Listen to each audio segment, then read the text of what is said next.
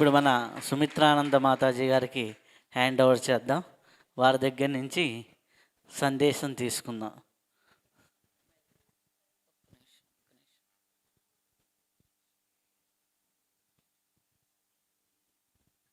పురాణానామాలయం కరుణాలయం నమామి భగవత్పాదశంకరం లోకశంకరం. శ్రీ గురుభ్యో నమః.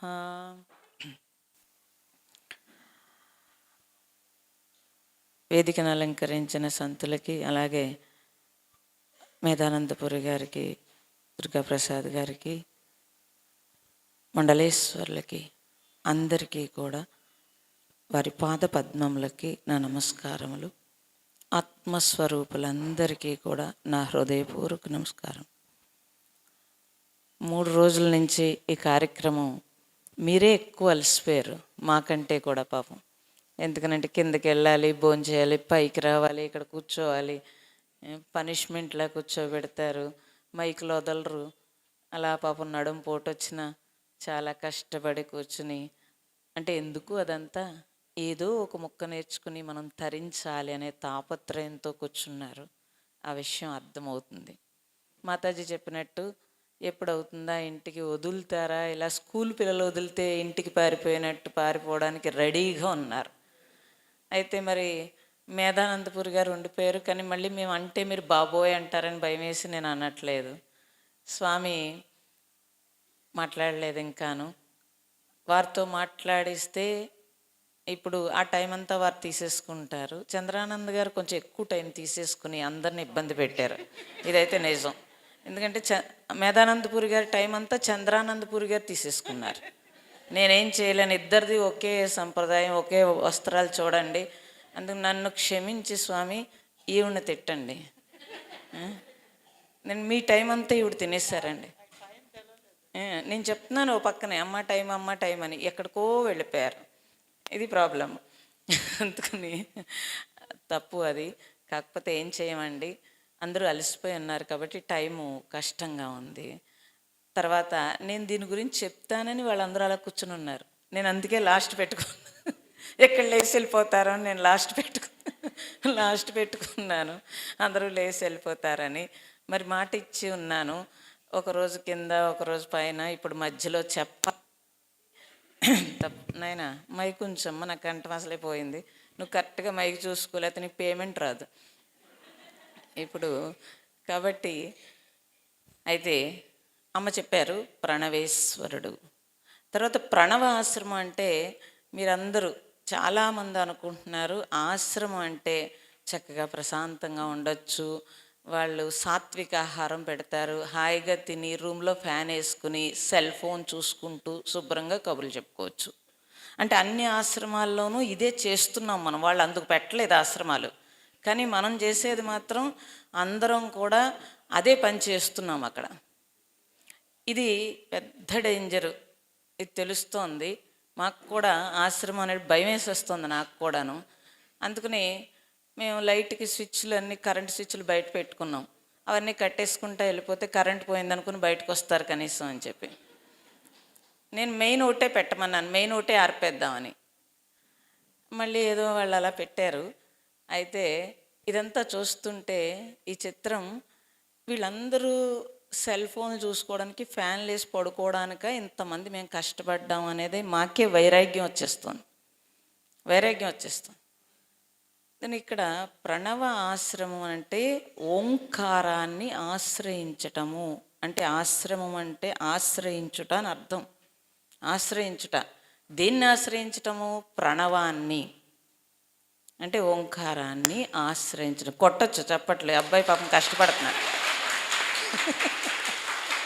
కదా, నిద్ర వస్తుంది, అందుకని మిమ్మల్ని హుషారు చేయాలి నేను. ఇది నా బాధ్యత, మీకు కాదు, నాకు నిద్ర వస్తుంది. కాబట్టి అంటే ఓంకారాన్ని ఆశ్రయించడానికి మీరు ఇక్కడికి వస్తున్నారు. ఓంకారాన్ని ఏంటి ఆశ్రయిస్తే ఏం చేస్తామండి అంటే, వినమ్ర గారు చెప్పారు ఆ ఓంకారంతో ఎలాంటి శక్తి వస్తుంది అని. మేము కూడా క్లాసులన్నీ చెప్పి అరిగిపోయి ఉన్నాము. కాబట్టి మీరందరూ కూడా ఇంటి దగ్గర, ఇంటి వద్ద మీకు అన్ని సౌకర్యాలు, లేకపోతే మీ బాధలో, మీ కష్టాలు అన్నింటి మిళితంతో ఉంటారు. మళ్ళీ ఓ పక్క కోరిక ఏంటంటే భగవంతుడిని తెలుసుకోవాలి, ఆయన్ని చేరుకోవాలి, ఇలా ఏదో తాపత్రయం ఉంటుంది. అయితే ఇక్కడ అలాంటి స్థితి అంటే ఒకవేళ మీ మత్తులన్నీ, తమస్సులన్నీ వదలడానికి ఎనర్జీస్ కావాలి. నోటితో ఎన్ని సంవత్సరాలు, 30 సంవత్సరాల జర్నీ నాది.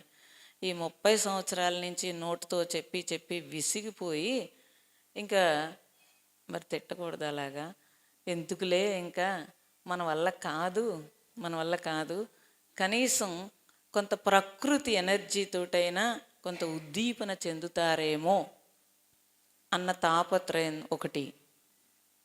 అదిగో అలాంటి సెల్ ఫోన్లు సౌండ్లు కాస్త ఇక్కడికి మీ మైండ్లోకి లేకుండా కూడా చేయాలనే తాపత్రయం, వీటన్నింటితోటి నిర్మాణమైంది ఇది.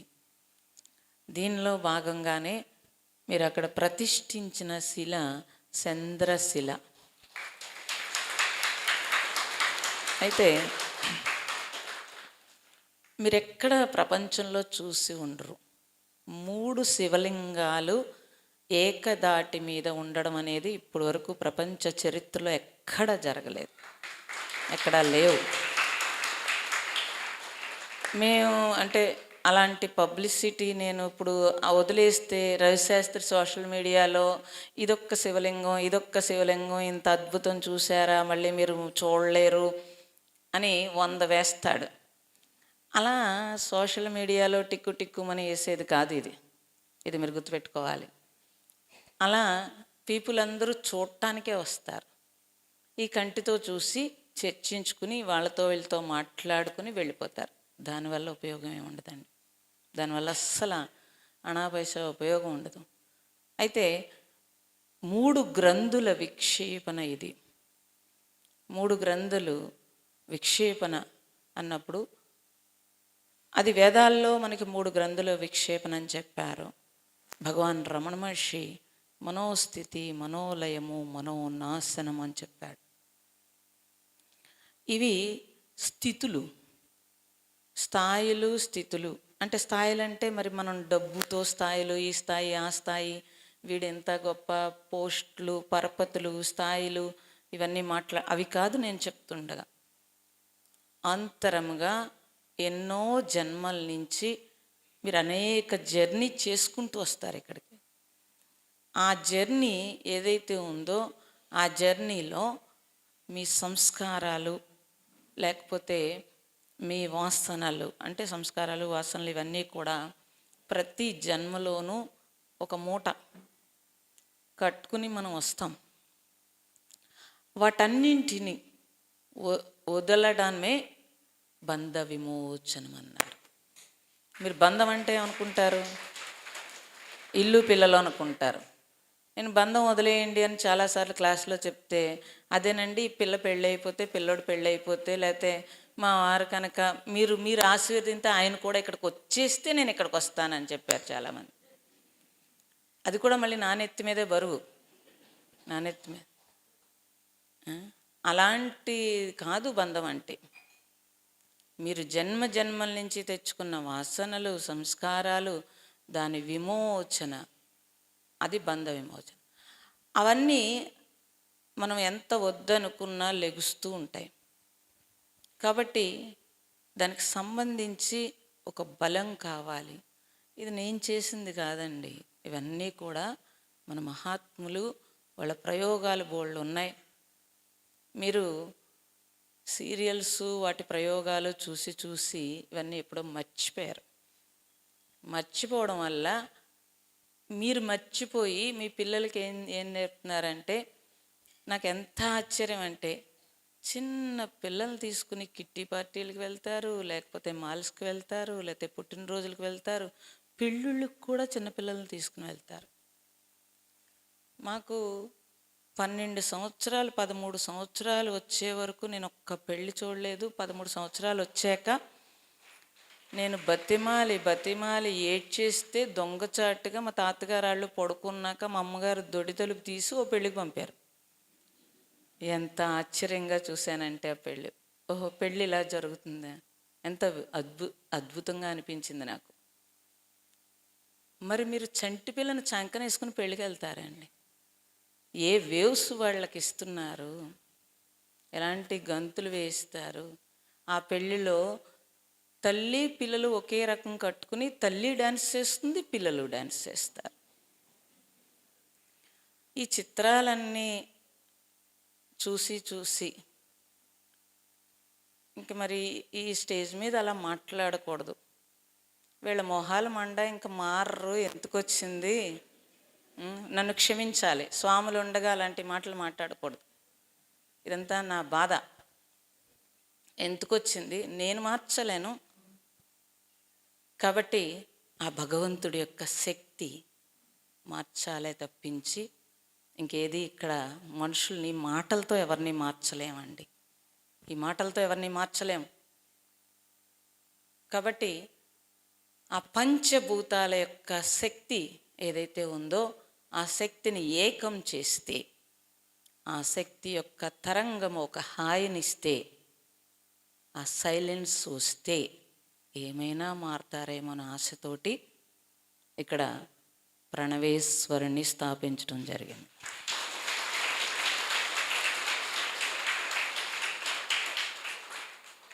పిల్లల కోసం బయలుదేరిన నా జర్నీ, పిల్లల్ని ఉద్ధరిందామని బయలుదేరిన నా జర్నీ, ఆ పిల్లల బాధ, వాళ్ళని మీరు పెంచుతున్న తీరు, నా కర్మకాలం నేను న్యూట్రిషన్ కూడా చదువుకున్నాను.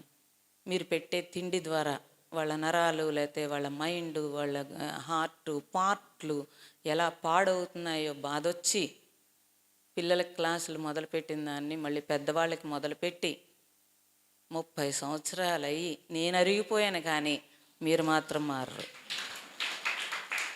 ఈ విషయం ఖచ్చితంగా చెప్తాను. ఇక్కడ సాత్వికాహారం తింటారు 4 రోజులు 3 రోజులు, ఇంటికి వెళ్ళి అమ్మ నోరు చచ్చిపోయిందని చెప్పి వెంటనే హోటల్కి వెళ్ళిపోతారు. నన్ను అడుగుతారు, అమ్మ ఆహార నియమం పెడదాం. ఎందుకు వచ్చిన ఆహార నియమం? 4 సార్లు పెట్టి చూశాను. నా ఆస్తులన్నీ కూడా అమ్ముకున్నాను ఆహార నియమాలు పెట్టి పెట్టి.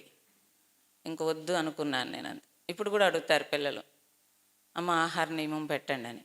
వాళ్ళే మళ్ళీ అమ్మ చిన్న ఉప్పు కణిక ఎక్కడన్నా ఉంటే నోట్లో పెట్టేసుకోవాలనిపిస్తుంది, ఆవకాయ మొక్క తినేయాలనిపిస్తుంది అని స్టోరీలు చెప్పేసుకుంటుంటే వద్దు అని. అంటే చిన్న జిహ్వ కూడా కంట్రోల్ చేయలేము మనం. ఇది ఎక్కడ జీవితం? మానవ జీవితం ఉత్తమమైన జన్మ అన్నప్పుడు ఇది ఎక్కడిది కదా, ఎక్కడి నుంచి వచ్చింది ఇదంతా అని అంటే ఇది కూడా బంధమే. ఏ బంధము? జిహ్వకి బానిసైన బంధం. మరి బంధం అంటే మీరేమంటున్నారు? ఇల్లు పిల్లలు అంటున్నారు. వాళ్ళు ఏం చేశారండి పాపం? మీకు సహకరించారు తప్పించి కదా. మరి మన లోపల ఉండే ఈ బంధాలు తొలగాలి అన్నప్పుడు ఇక్కడ ఆ ప్రణవేశ్వరుని ఎందుకు పెట్టడం జరిగిందంటే, ఆ మహాశక్తి, ఒక మహాశక్తిని ఇక్కడ స్థాపించడం ఏంటంటే 3 శివలింగాలు, త్రిపుటి, మనకి త్రిమూర్తులు, త్రిపుటి, త్రికోణము, ఇవన్నీ కూడా మన వేదాల్లో కానీ మహాత్ములు కానీ దాని మీద చాలా సబ్జెక్ట్ ఉంది, చరిత్రలో దాని గురించి ఉంది. అయితే నన్ను ఇక్కడ కడుతున్నప్పుడు బాగా అలవాటైపోయింది. అందరూ ఇది పిరమిడ్డా అండి అని అడిగారు. నేను అసలు తల బాదుకోవాలనిపించింది. ఎందుకని? అలా అలవాటైపోయింది. అంటే శాస్త్రం మర్చిపోయారు, వేదం మర్చిపోయారు, మన మహాత్ములు ఇచ్చిన సంప్రదాయం సంస్కృతి అన్నీ మర్చిపోయారు. మనకి అన్ని శాస్త్రాలు, ఆగమశాస్త్రం అంటేనే స్పేస్లో దిక్కులు దిశలు నిర్ణయించటం. దాని ద్వారా దశ అనగానే మీరు డబ్బులు బాగా వస్తాయి అనకూడదు.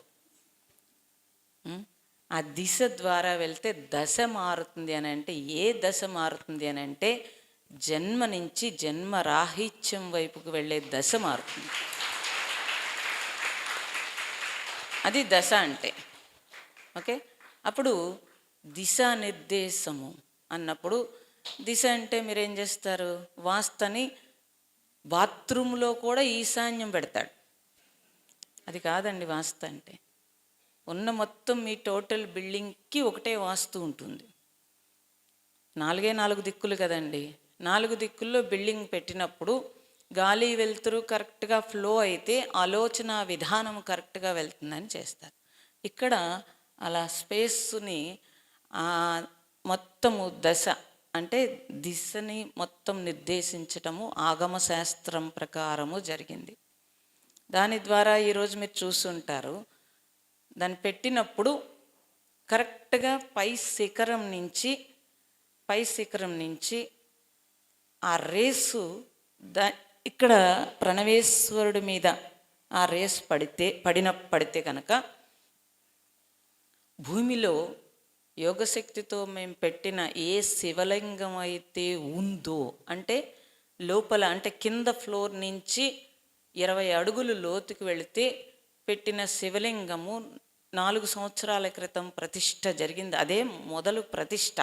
అప్పుడు నేను ఈ హడావుడేమీ లేదు, బ్రాహ్మలు లేరు, ఏమీ లేరు, నేనే చేసేసుకున్నాను. అది కూడా పాపం ఒక చింతాత గారు, ఆయన ఇంకెప్పుడు చితక్కొట్టి మంత్రం నేర్పేవాడు మాకు. ఒకటే ద్వారం ఉండేది బయటికి వెళ్ళటానికి, అక్కడ ఆయన కుర్చీ వేసి కూర్చుని ఉండేవాడు.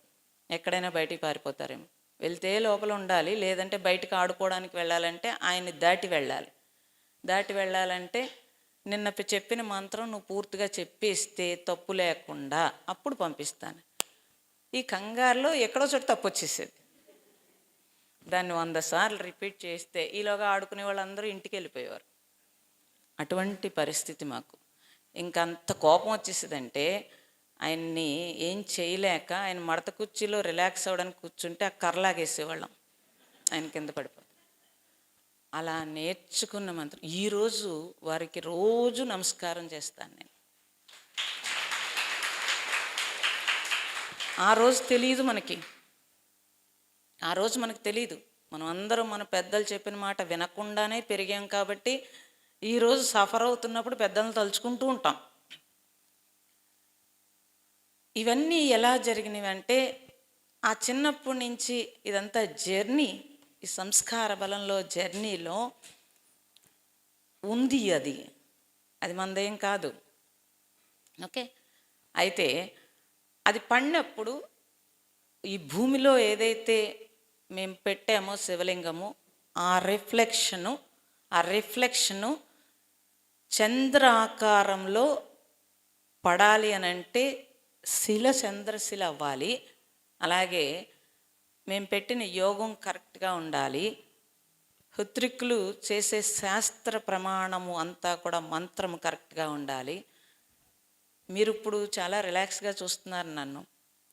ఇన్ని సంవత్సరాల నుంచి దాని మీద చేసిన కృషి, అది ఇందాక అది పెట్టిన తర్వాత కాదు, అది పడ్డ తర్వాత అది చూసిన ఆనందం నాకు ఒక్కదానికే తెలుసు.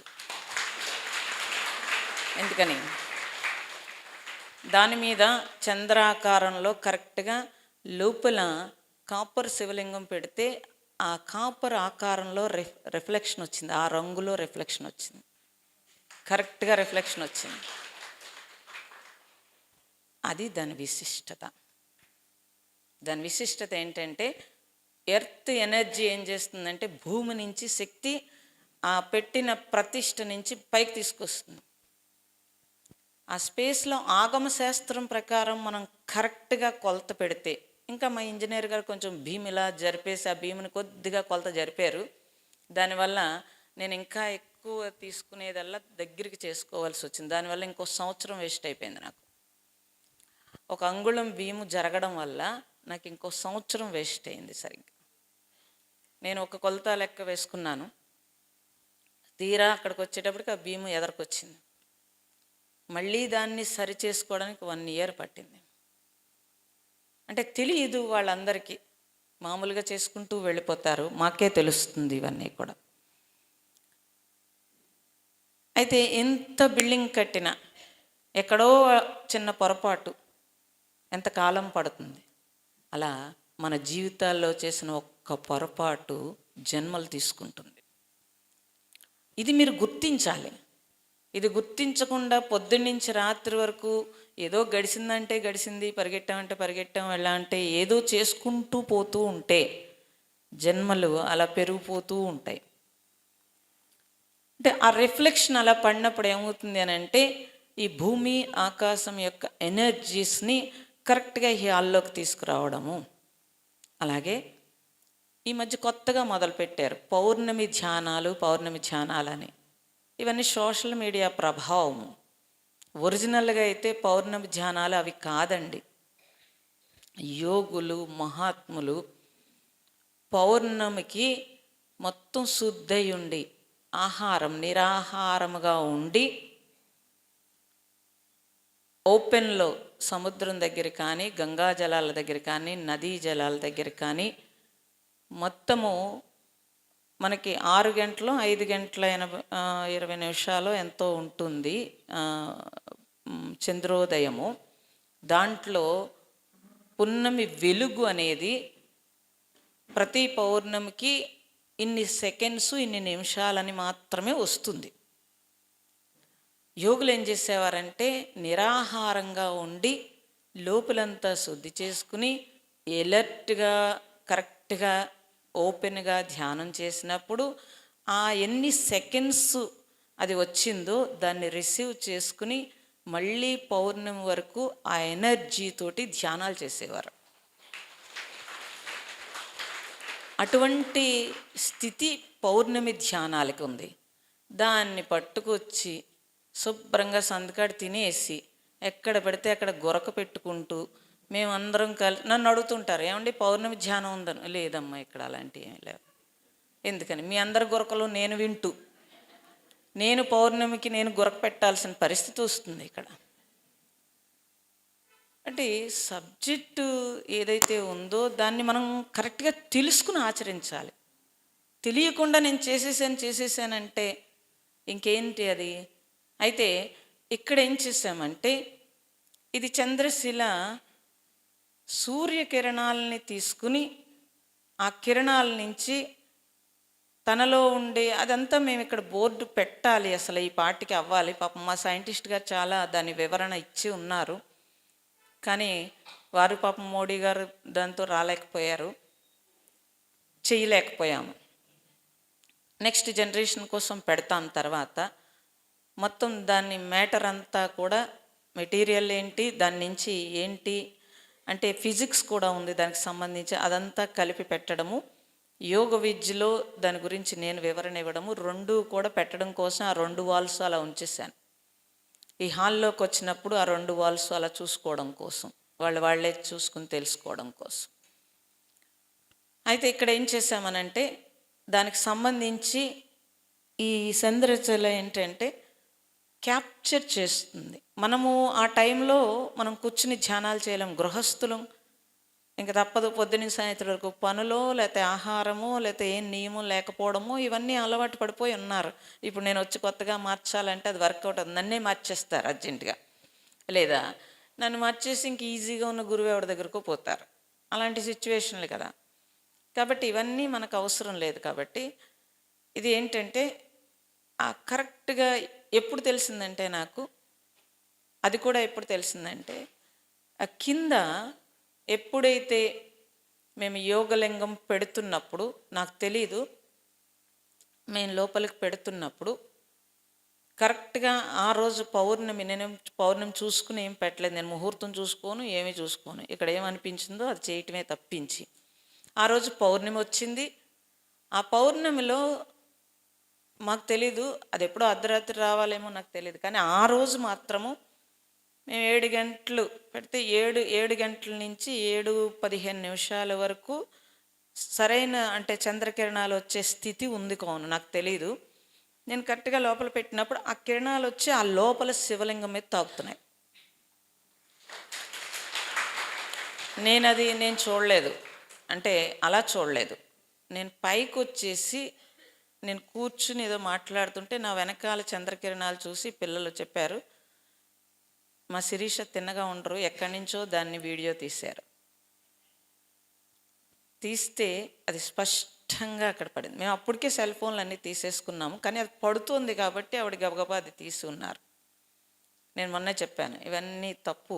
అసలు ప్రమాణము అంటే అనుభవము, ప్రమాణము. నువ్వు చేస్తున్న పని కరెక్ట్ అని ప్రకృతి కూడా సహకరించడం అంటారు దాన్ని. కరెక్ట్గా అది వచ్చి అక్కడ పడింది. అప్పుడు నాకేమనిపించిందంటే, అరే నేను మొత్తం అక్కడి నుంచి దాన్ని రీసెర్చ్ చేస్తే ఇన్ని క్షణాలే ఉంటుంది అని అప్పుడు తెలుసుకున్నాను. అప్పుడు ఏమనిపించిందంటే, సరే అప్పుడు ఆ పైన ఆ గ్లాసు మూన్ రేస్ కోసం పెడితే తర్వాత వచ్చిన ఆలోచన ఏంటంటే, చంద్రశిల పెడితే ఏమవుతుంది అని అంటే దాని నుంచి కిరణాలు ఈజీగా క్యాప్చర్ చేసుకుంటాం. మనం ఏం నిద్రపోయినా పర్వాలేదు రాత్రులు, ఇప్పుడు అది వచ్చి క్యాప్చర్ చేసుకున్నప్పుడు ఆగమశాస్త్రం ప్రకారం ఆ కొలత లెక్కల్లో అక్కడి నుంచి ఆ చివరి వరకు రేసెస్ వెళ్ళాలి, ఆగమం వరకు. అది లెక్క. అది క్యాప్చర్ చేసుకుని ఆ రిఫ్లెక్షన్ ఈ హాల్లోకి వదిలితే ఆ వైబ్రేషను ఈ హాల్లో ఉంటే పగలు ఎవరు వచ్చి ధ్యానం చేసుకున్నా ఎవరు ఉన్నా ఆ రేసెస్ని తీసుకోవడం కోసం ఈ ప్రయోగం. ఇది అంటే సూర్యకిరణాలు, చంద్రకిరణాలు. నిన్న చెప్పాను, సూర్యకిరణాలు ఇలా డైరెక్ట్గా పడవు, ఆ వాల్ మీద పడి వాల్ మించి ఆ స్టోన్స్ పైన మీకు ఏవైతే స్టోన్స్ ఉన్నావో ఆ స్టోన్స్ హిమాలయాల నుంచి వచ్చినవి. దాని గురించి చాలా చరిత్ర ఉంది. నాకు తెలియదు, చిన్నప్పటి నుంచి రాళ్ళు సెలక్షను వీటి మీద ఉంది. రాళ్ళు సెలక్షన్ అంటే మళ్ళీ ఈ రాయి పెట్టుకోమంటారు, ఆ రాయి పెట్టుకుంటారు, ఈ సొద కాదండి బాబు, నాకు ఈ సొద నాకు తెలియదు. దాని మీద వచ్చి దాని నుంచి మీరు చూస్తే ఆ రేసెస్ కిరణాలు ఉంటాయి దాని మీద. అవి రాయిలా ఉండదు, అది బిస్కెట్ లాగే ఉంటుంది అసలు. సో అంత స్మూత్ ఉంటుంది రాయి. పడి దాని నుంచి వచ్చే కిరణాలు ఆ పైన పంచలోహాలు గోపురం మీద పడి ఆ గోపురం నుంచి వచ్చిన రిఫ్లెక్షన్ దీని మీద పడుతుంది. 100 సంవత్సరాలు ఈ చంద్రశిలని కాపాడాలి అని అంటే ఇప్పుడున్న యూవి రేస్తో కాపాడలేం. కాబట్టి ఆ గోపురం చుట్టూ ఆ వాల్స్, దీని చుట్టూ ఆ వాల్స్ని తయారు చేయడం జరిగింది. అంత న్యాచురల్గా మా పిల్లలు, అమ్మ ఇక్కడ గ్రానైడ్ వేసేసుకుందాం, లేకపోతే ఇక్కడ ఇది వేసుకుందాం, అది వేసుకుందాం అని చెప్తారు. నాయన గ్రానైడ్లు అవన్నీ రిఫ్లెక్షన్ వేడొస్తాయి, మీ అందరికీ మోకాళ్ళ నొప్పులు, పాదాల మీద ఆనికాయలు, పాదాలు అరిగిపోవడం, ఎక్కడో వాసిపోవడం, నరాల పోట్లు, ఇవన్నీ కూడా ఈ గచ్చుల వల్లే వచ్చినాయి. మరి మీరెందుకండి ఆ గచ్చు చేశారంటే, నేను మామూలు గచ్చు చేస్తే మీరు ఊరుకుంటారా? నేను ఇలా పుట్టుకుమన్నా కానీ అలా బద్దలు కొడతారు. ఈ బాధ అంతా భరించలేక మీరు ఆల్రెడీ ఇళ్లలో ఎలాగో మోకాళ్ళ నొప్పులు తెచ్చేసుకున్నారు. ఇప్పుడు నేను కొత్తగా ఆపితే మాత్రం ఆగుతుందే ఏంటి? కానీ నా ప్రణవేశ్వరుడికి ఏమి ఆటంకం కలగకుండా అక్కడ మాత్రమే చేసుకున్నాను నేను. మీరందరూ ఎలా పోతే నాకెందుకన్నట్టుగా. ఎందుకని అక్కడ మాత్రమే చేస్తే కోట్లు లాగేసాడు ఆయన. ఇక్కడంతా చేస్తే నేను అరిగిపోదును. ఆ న్యాచురల్ స్టోన్స్ తెప్పించడానికి నేను డబ్బుల కోసం మాట్లాడను, డబ్బుల గురించి మాట్లాడను. ప్రతి ఒక్కళ్ళు దీనికి వచ్చేంత. సాధువులు కూడా అడుగుతుంటే ఒక్క కసిరాను. నాకు వచ్చింది అదే. ఇంకా ఎందుకని ఎక్స్ప్లెయిన్ చేయలేను. ఎందుకంటే భగవంతుణ్ణి ధనంతో అసలు మనం ముడిపెట్టకూడదండి. ధనం కాగితం ముక్కతో సమానం. పూర్వం ధనం లేదండి, వస్తు మార్పిడి ఒక్కటే ఉంది. వస్తు మార్పిడిని మీరేం చేశారంటే ఆశ పెరిగిపోయి నా వస్తువు నా దగ్గరే ఉండాలి, కావాల్సి వచ్చినాడు ధనం అనేది ఏర్పాటు చేసుకున్నాక మనుషుల్లో స్వార్థం పెరిగిపోయింది. భగవంతుడిని కూడా అలా కొలవకూడదు. ఎంత ఏంటి ఇవన్నీ ఇలాంటి సోదలు ఉండకూడదు. కాబట్టి ఇలాంటి రిఫ్లెక్షన్లు అన్నీ ఇక్కడ వచ్చి ఎప్పుడు ధ్యానం చేసుకున్నా, ఎప్పుడు మీరు ప్రశాంతంగా ఉన్నాను. అమ్మ ఇందాక చెప్పారు, డిప్రెషన్ అనేది మనం మాట్లాడకూడదు. మన భారతదేశంలో డిప్రెషన్ అనేది లేదు అసలు. కానీ మీ పుణ్యం అంట, మీరు తినే తిళ్ళు, మీరు పరిగెట్టే పరుగుళ్ళకి మీరు తీసుకొచ్చారు దాన్ని. మీ ముందు తరానికి డిప్రెషన్ లేదండోయ్.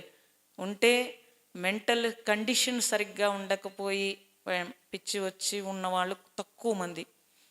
ఏ 10,000 మందిలో ఒకళ్ళు ఉండేవారు. అది జన్మ ద్వారా రావడమో లేకపోతే వంశపారంపర్యంగా రావడమో ఏదో జరిగేది. ఈ సగం సగం పిచ్చులు లేవు అప్పుడేమి మనకి. ఉంటే ఫుల్ ఉండేది, లేకపోతే లేదు, ఇటువంటి స్థితి. అయితే ఇప్పుడు ఎక్కువైపోయింది. దానికి సంబంధించి కూడా ఈ రేసెస్ ఆ వేగం తగ్గించటానికి ఈ ప్రణవేశ్వరుడు. కాబట్టి మీరందరూ కూడా, సమయాభావం అయింది, నేను ఇంకా మెయిన్గా చెప్పేశాను. కింద నుంచి భూమి ఎనర్జీ పైకి రావడము, పైనుంచి స్పేస్లో ఉండే ఓజోన్ శక్తిని పాడు చేసేస్తున్నారు మీరు ఎలాగోను. కానీ ఆకాశం యొక్క శక్తి ఏదైతే ఉందో దాన్ని క్యాప్చర్ చేయటానికి చేసి ఈ హాల్లోకి, అలాగే పైన గోపురం నుంచి వచ్చే రిఫ్లెక్షన్ ఆ హాల్లోకి, కింద యోగ స్తంభం నుంచి వచ్చే రిఫ్లెక్షన్ కింద రూమ్స్ దగ్గరికి, ఎటు తిరిగినా బందీ అవ్వడం అని అంటే ఏం బందీ అవ్వాలి? థాట్ తగ్గి, ఇప్పుడు అమ్మ చెప్తున్నారు మంత్రం చేస్తే ఆలోచన, ఇవన్నీ కరెక్టే. కానీ మీరు మంత్రం చేస్తారా? అప్పుడే మంత్రం చేస్తారు, అప్పుడే వెంటనే అయ్యో ఏ మెసేజ్లు వచ్చినాయి ఏమొచ్చినాయి టక్మని తీసుకుని చూస్తారు. ఇప్పుడు ఆలోచనకి మధ్య గ్యాప్ చూసే అంత ఖాళీ లేదు పాపం మీకు, అంత ఖాళీ లేదు. అంత వేగం అయిపోయింది బుర్ర కదండి, కష్టం. మాకు రాత్రుళ్ళు పగలు ఒక రీసెర్చ్ చేయాలంటే సంవత్సరాలు పడుతుంది, వేరే ఆలోచన లేదు, అది తప్ప. ఇప్పుడు అనిపిస్తూ ఉంటుంది నాకు అందరినీ చూస్తుంటే, అరే ఎంత ఎంజాయ్ చేస్తున్నారు, మేము చిన్నప్పటి నుంచి అసలు ఆడుకోలేదు, ఎంజాయ్ చేయలేదు, లైఫ్ వేస్ట్ అయిపోయిందా ఏంటి అని మీ అందరినీ చూస్తుంటే నాకు ఒక్కొక్కసారి అనిపిస్తుంది, లైఫ్ అంతా వేస్ట్ అయిపోయిందా ఏంటి. మా వినమ్ర గారు అయితే 5వ సంవత్సరంలో వచ్చేసారు. ఆవిడ నాకంటే దారుణం ఆవిడ. పైగా కృష్ణుడి నామం చెప్పుకుంటూ హాయిగా హిమాలయాల్లో ఉందాం అనుకున్నారంట. నేనైతే హిమాలయాల్లో ఉందాం అనుకోలేదండి, ఊరిని ఉద్ధరించేద్దాం అనుకున్నాను. అలా ఆవిడ పాపం అలా వచ్చారు, ఆవిడ మళ్ళీ జనంలో కూర్చుండిపోయారు. నేను ఉద్ధరిందామనే వచ్చాను, ఊరిని ఉద్ధరిందామనే వచ్చాను, నేను ఒరిజినల్గానే అలాగే అనుకున్నాను. ఆవిడ అలా అనుకోలేదు పాపం. ఎలా అనుకున్నా మన ఒంటి మీద ఏది ఉందో అదే జరుగుతుంది, ఎవరు ఎలా అనుకున్నా. మరి మా ఒంటి మీద బిర్యానీ ఉందండి తింటాం, మీకేంటి బాధ అని మీ అందరూ ఇప్పుడు అనుకుంటున్నారు కదా. ఒంటి మీద ఉండడం అంటే అది కాదండో, అది కాదు. నీ లక్ష్యం, నీ జన్మ ఏంటి అసలు, ఇది ఒంటి మీద ఉన్నది అంతే, తప్పించి మీరు అనుకునేవి ఇవన్నీ కాదు. ఓకే, కాబట్టి ఈ 3 ఫ్లోర్లో ఎక్కడైనా సరే సాధనకి సంబంధించి మీరు ఉపయోగించుకుంటే సాధన తప్పించి, నిన్న మొన్న జనాలు చూస్తే హాయిగా ఆ పై ఫ్లోర్లో ఎలా కావాలంటే అలా నిద్రపోయారు, ఎలా కావాలంటే అలా దొల్లేశారు. ఇక్కడ బాగా నిద్రపడుతుంది, ఆ వేవ్స్ అలా ఉపయోగించుకుంటున్నారు, నా గుండెలు పిండేసినట్టు అయింది, కానీ ఇంకేం చేయను.